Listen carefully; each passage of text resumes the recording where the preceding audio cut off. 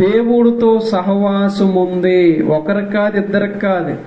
ప్రియమైన దేవుడు, ప్రతి ఒక్కరికి, ఈ లోకములో ఉన్న ప్రతి ఒక్కరికి కూడా క్రీస్తుతో పాలు భాగస్థములు కలిగి ఉన్నాం. ఎందుకనంటే అందరము యేసు రక్తములో కడగబడాలి. అందరూ యేసు రక్తములో కడగబడాలి. అందరూ యేసు రాజ్యములో చేరాలి. ప్రతి ఒక్కరు కూడా పరలోక రాజ్యం చూడాలి అనే భాగ్యములో యేసు రక్తములో ఉండే ప్రాముఖ్యత ఇంకా మనం జ్ఞాపకం చేసుకుంటే, ఆయన రక్తములో కడగబడకపోతే మనకు విలువే లేదు. ఏమండి, ఒకప్పుడు విలువ ఉందా నీకు? అమ్మా, లోకములో తిరిగిన నీవు అనేకలతో తిరిగితే నీకు విలువ లేకుండా తిరుగుతున్నావు. ఈరోజు క్రీస్తు రక్తములో కడిగి మాదిరి జీవితాన్ని జీవిస్తున్నాం మన అందరం కూడా. చెప్పండి, ఏ జీవితమో? మాదిరి జీవితం. అంటే క్రీస్తులో ఉండే మాధుర్యమైన జీవితం.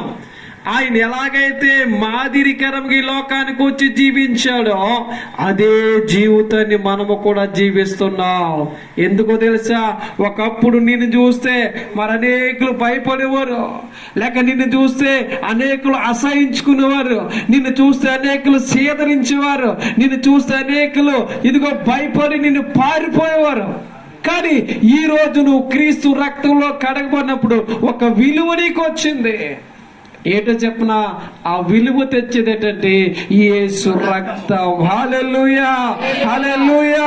బిగ్గరగా చెప్పండి, హల్లెలూయా. యేసు రక్తములో కడగబడిన నీకు దేవుడు నిత్యము తోడుగా ఉంటాడు.